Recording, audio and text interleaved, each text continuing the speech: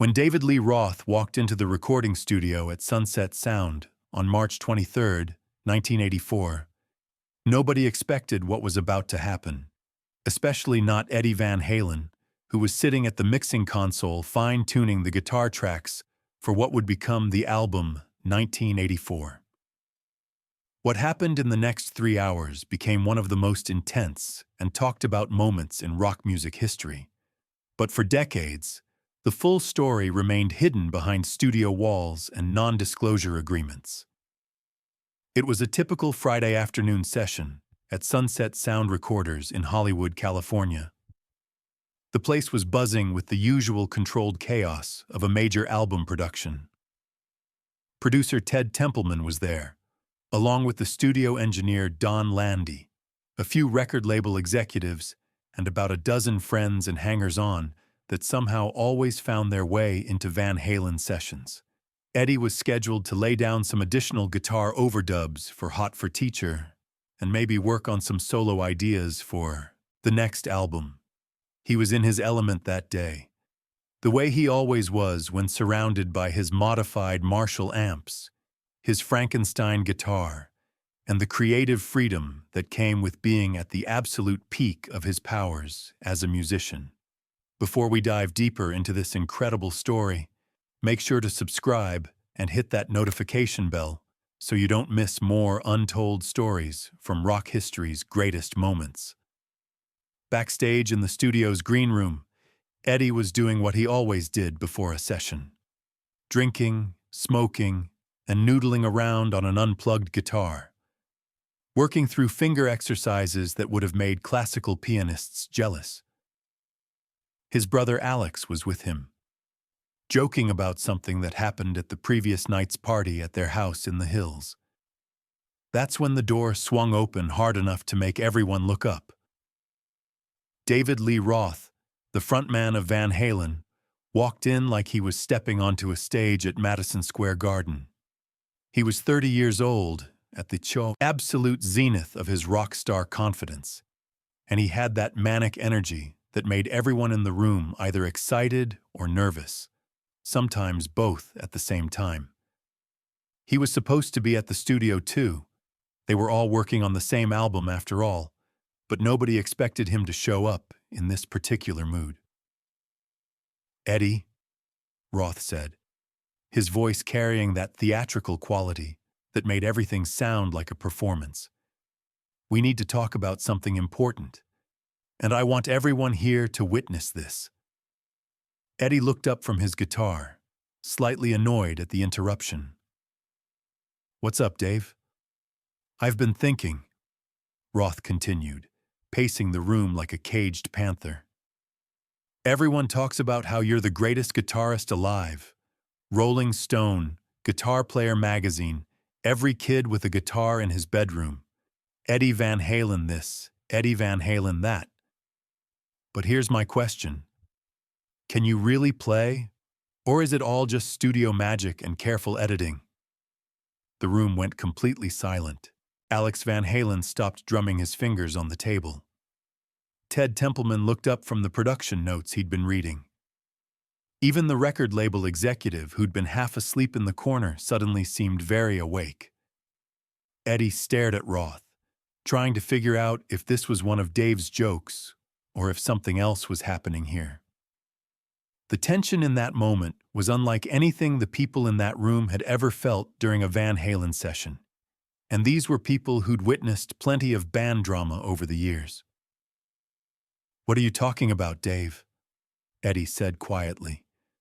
But there was an edge to his voice that the people who knew him recognized as dangerous. "I'm talking about proof," Roth shot back. "I'm talking about showing everyone here right now that you can actually play that guitar the way people say you can. Not with overdubs, not with studio tricks, not with Ted Templeman's engineering magic. Just you, that guitar, and your fingers. I don't need to prove anything to anyone," Eddie replied, his Dutch accent becoming slightly more pronounced, the way it always did when he was getting angry. "Ah, but that's where you're wrong," Roth said, that manic grin spreading across his face. Because I've got a guitar too, and I've been taking lessons. Private lessons. From some of the best session players in Los Angeles. And I think maybe, just maybe, I might be able to give the great Eddie Van Halen a run for his money. What nobody in that room knew, what wouldn't come out until years later in interviews and tell-all books, was that this confrontation had been building for months. Roth had been feeling increasingly overshadowed by Eddie's growing reputation as a guitar virtuoso. Every magazine article about Van Halen spent 3 paragraphs talking about Eddie's revolutionary technique, and maybe 1 paragraph mentioning Roth's showmanship. Every concert review focused on Eddie's solos, while barely mentioning Roth's stage presence. It was eating at Dave. This. Feeling that he was becoming a supporting player in his own band, and on this particular Friday afternoon, something inside him snapped. "You're serious," Eddie said, and it wasn't a question. It was a statement of disbelief. "As a heart attack," Roth replied. "You and me right here, right now. Guitar duel. Let's see who's really carrying this band." Alex Van Halen stood up, sensing that this was about to go somewhere bad. "Dave, come on, man. This is ridiculous. Eddie doesn't have anything to prove." But Roth wasn't backing down. He pulled out a guitar case that had been waiting outside the door. Inside was a cream-colored Fender Stratocaster that looked suspiciously new and expensive. "I've been practicing, Eddie. 6 hours a day for the last 3 months. I know all your tricks, the tapping, the harmonics, the dive bombs. I can do it all. So what do you say? Are you the guitar god everyone thinks you are?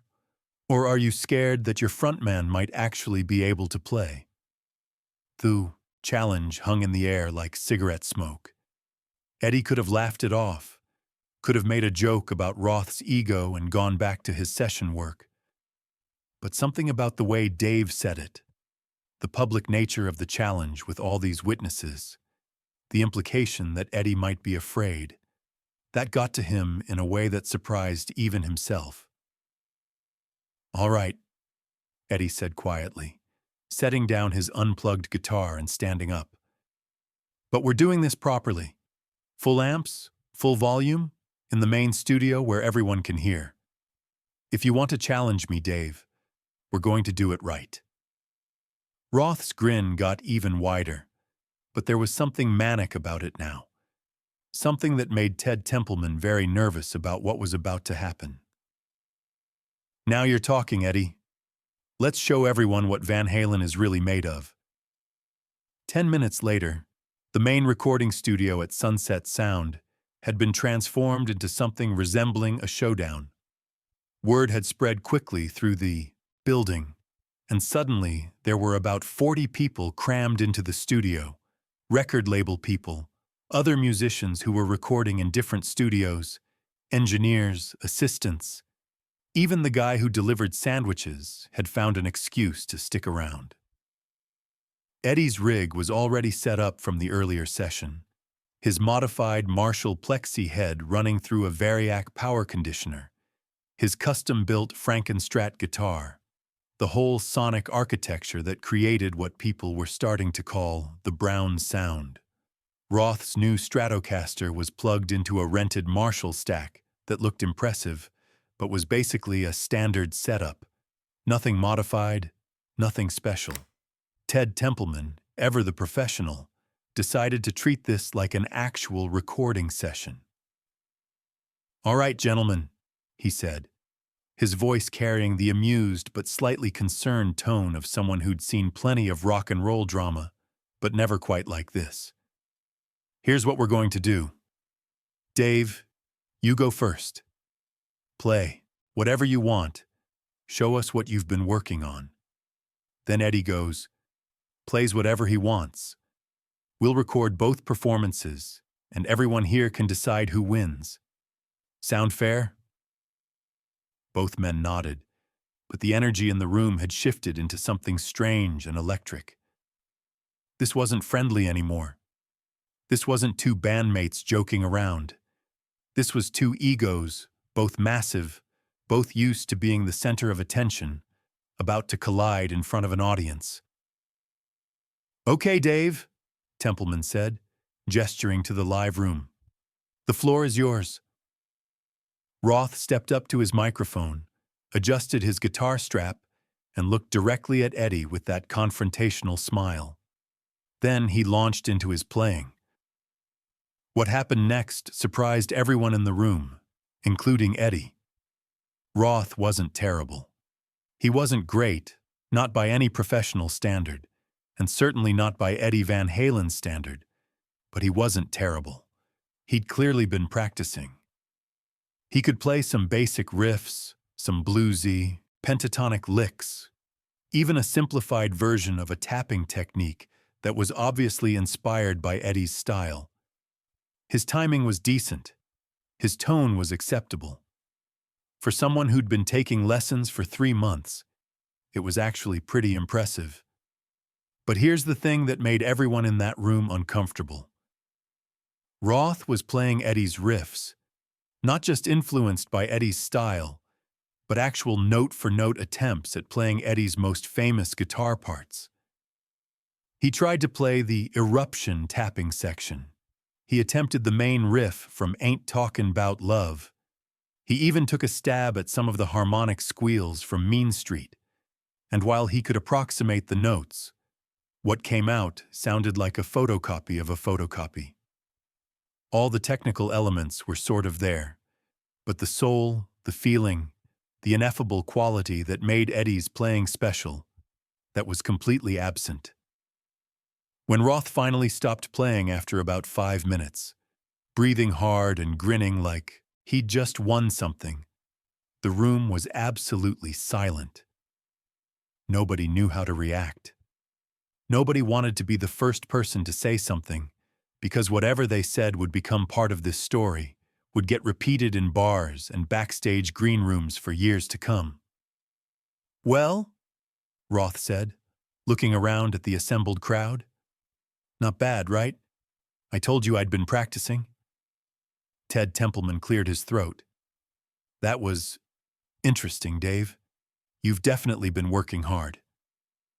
It was the most diplomatic thing he could think to say. But what happened next would become one of the most legendary moments in rock and roll studio history, whispered about for decades whenever musicians gathered to talk about the greatest players they'd ever seen. Eddie Van Halen stood up, walked slowly into the live room, and picked up his Frankenstrat. He didn't say a word. He didn't look at Roth. He just plugged in his guitar, adjusted the volume knob on his modified Marshall to exactly where he wanted it, and waited for Templeman's signal. "Whenever you're ready, Eddie," Templeman said, and even he sounded nervous about what was about to happen. Eddie closed his eyes. For about 10 seconds, he just stood there, guitar in hand, not moving, barely breathing. Then he opened his eyes, looked directly at David Lee Roth, and began to play. What came out of those speakers wasn't just music. It was a lesson. It was a reminder. It was a statement of dominance so complete, so overwhelming, that everyone in that room understood they were witnessing something they'd tell their grandchildren about. Eddie didn't play any of his famous riffs. He didn't play anything anyone in that room had heard before. He improvised, right there on the spot, creating a guitar solo that somehow combined everything that made him special. The tapping technique he'd pioneered, the harmonic squeals, the whammy bar dive bombs, the alternate picking that sounded like machine gun fire, the melodic sense that came from his classical piano training as a child. But more than the technical elements, there was feeling in Eddie's playing that afternoon that even he would later say was some of the best work he ever did. He was angry. He was offended. He was proving a point.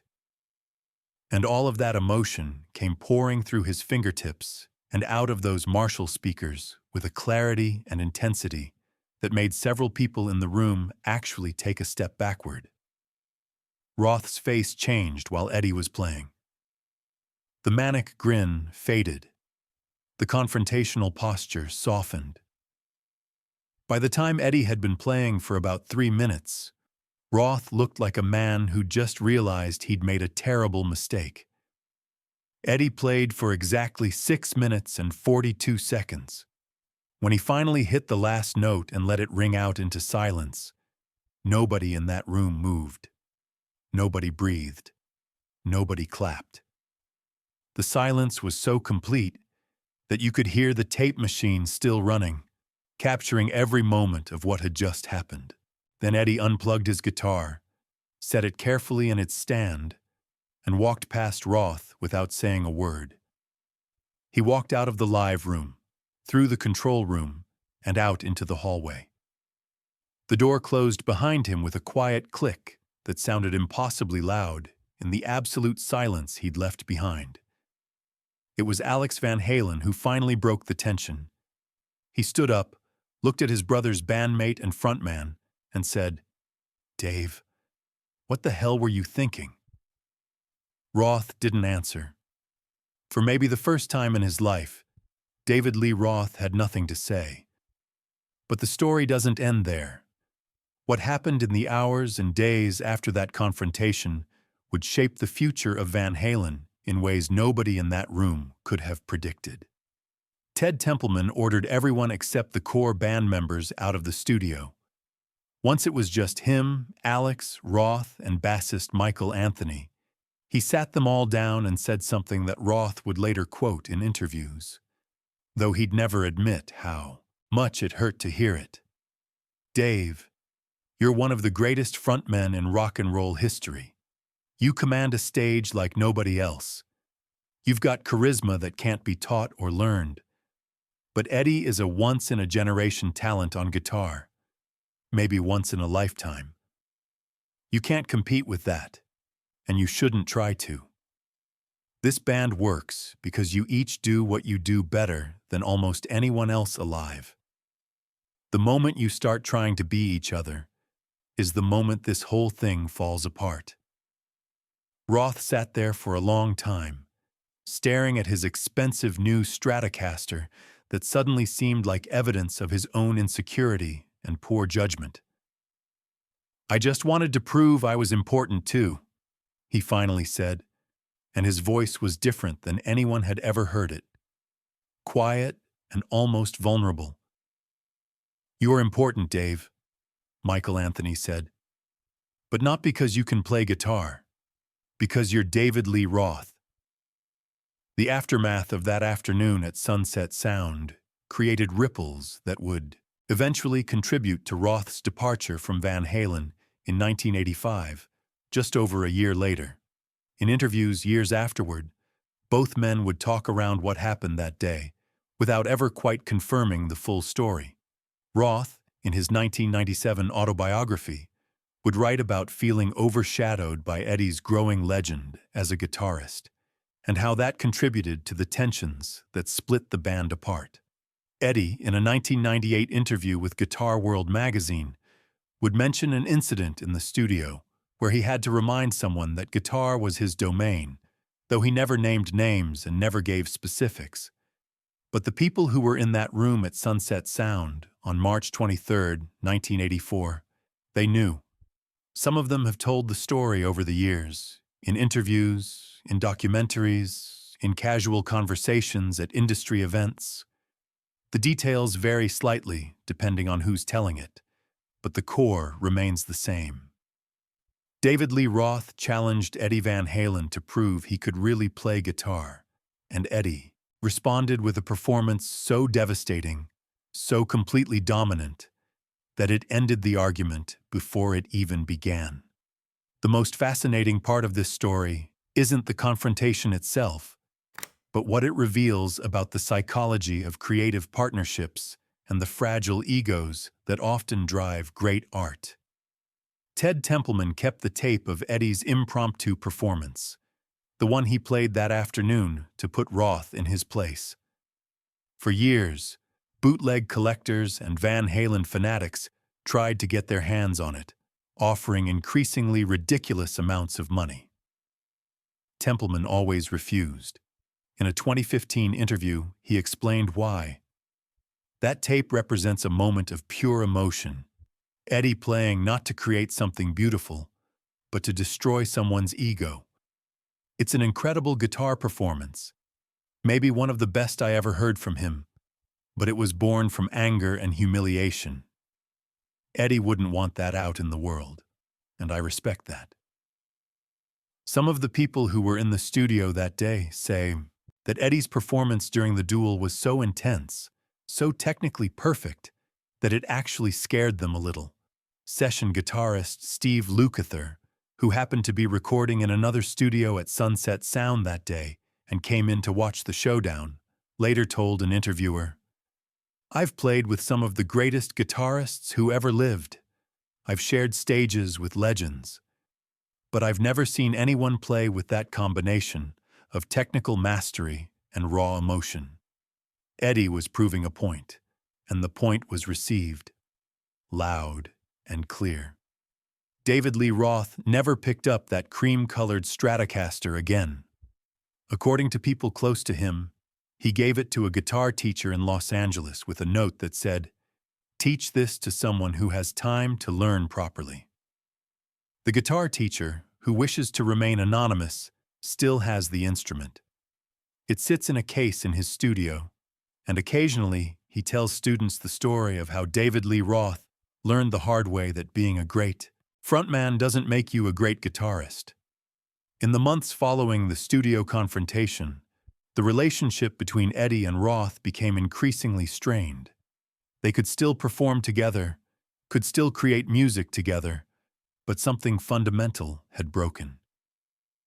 Eddie had publicly humiliated Roth, even if the public was just 40 people in a recording studio.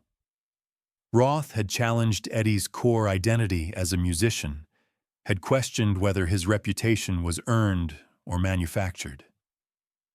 Those kinds of wounds don't heal easily, especially between two people with egos large enough to fuel a stadium rock band.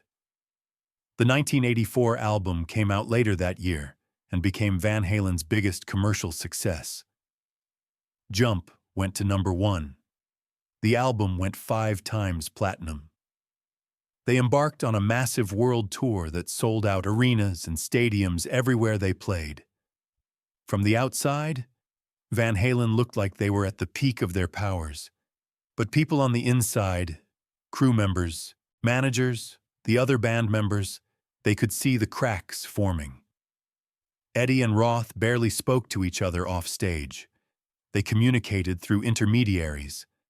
The creative collaboration that had made Van Halen special was dying, strangled by ego and resentment. What makes this story particularly tragic is that both men were right, in their own way. Roth was right that Eddie was getting more attention, more credit, more recognition for Van Halen's success. Magazine covers featured Eddie. Guitar companies wanted Eddie's endorsement. Young musicians wanted to learn how to play like Eddie. Roth's contributions as a frontman, as a lyricist, as the visual and charismatic face of the band. Those things were often overlooked in the rush to praise Eddie's technical innovations on guitar. But Eddie was also right. He was doing something genuinely revolutionary with the guitar, pushing the instrument in directions nobody had explored before. His two-handed tapping technique would influence generations of guitarists. His approach to guitar tone, his modifications to his instruments and amplifiers, his compositional ideas, these things were changing rock music in fundamental ways. He deserved the recognition he was getting. The tragedy was that both men needed each other to be truly great, but their egos made it impossible for them to accept that interdependence. When Roth finally left Van Halen in 1985, both parties claimed it was a mutual decision, a natural evolution. But everyone who knew the real story understood that the seeds of that split were planted on a Friday afternoon in March 1984, when a frontman challenged a guitar god and learned the hard way that some challenges are better left unmade. Eddie Van Halen would go on to create amazing music with other singers, first Sammy Hagar and later others. But many fans and critics agree that the band never quite captured the same magic they had with Roth. Similarly, Roth's solo career had its moments of success, but he never again fronted a band with the same cultural impact as Van Halen. They needed each other, but pride and ego and that one afternoon in a recording studio made it impossible for them to find their way back to effective partnership. In 2007, Van Halen reunited with David Lee Roth for a tour. By then, enough time had passed that the wounds had scabbed over, if not fully healed.